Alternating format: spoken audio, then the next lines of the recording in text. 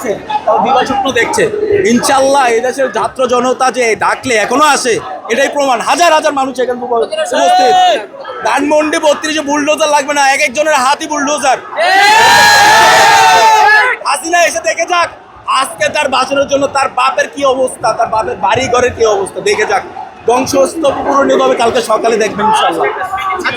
রাজনৈতিক দল যদি আওয়ামী লীগকে পুনর্বাসনের চেষ্টা করে তাহলে যে কোনো রাজনৈতিক দল হোক, যে কোনো রাজনৈতিক দল হোক, আওয়ামী লীগের মতো স্বৈরাচারী কোনো রাজনৈতিক দলকে যদি পুনর্বাসন করার চেষ্টা করে আমরা তাদের বিরুদ্ধে অ্যাকশন যাব। সেটা যে কোনো দল হতে পারে বাংলাদেশের। নিষিদ্ধ ছাত্রলীগ নিয়ে কিছু বলবে? নিষিদ্ধ ছাত্রলীগকে বলবো যে যদি কোনো উৎপাত করা হয়, বাংলাদেশে যদি কোনো উচ্ছৃঙ্খলা সৃষ্টি করা হয়, ঘর থেকে ধরে ধরে আনবো, ধরে ধরে ধ্বংস করে দেবো একদম।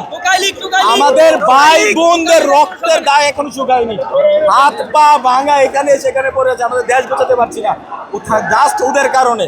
সোশ্যাল মিডিয়া যে অ্যাক্টিভনেসটা দেখাচ্ছে, ওদের আইডি থেকে শুরু করবো, আমি উপদেষ্টাদের কি বলবো যে অনুরোধ করব, ওদের আইডি, ফেসবুক আইডি থেকে শুরু করে যতগুলো মাধ্যম আছে সোশ্যাল মিডিয়া, এগুলো ব্লক করা উচিত।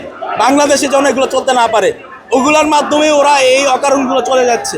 তো ইনশাল্লাহ আমি বলবো আমাদের দেশটা একটা সুন্দর আগামী দিকে যাচ্ছে, আমাদের একটু সময় দিতে হবে। যারা একটু বিরক্ত হচ্ছেন, আফসোস করে যাচ্ছেন, বা দ্রব্যমূল্যের দামগুলো নিয়ন্ত্রণ হচ্ছে না, কিছু সিন্ডিকেট আছে, সচিব আছে, আমি বলবো আর্মির কিছু লোক আছে, উচ্চপদস্থ লোক, তো ওদের যে ব্যাপারটা, এগুলো আস্তে আস্তে মিনিমাইজ হলে সব ঠিক হয়ে যাবে।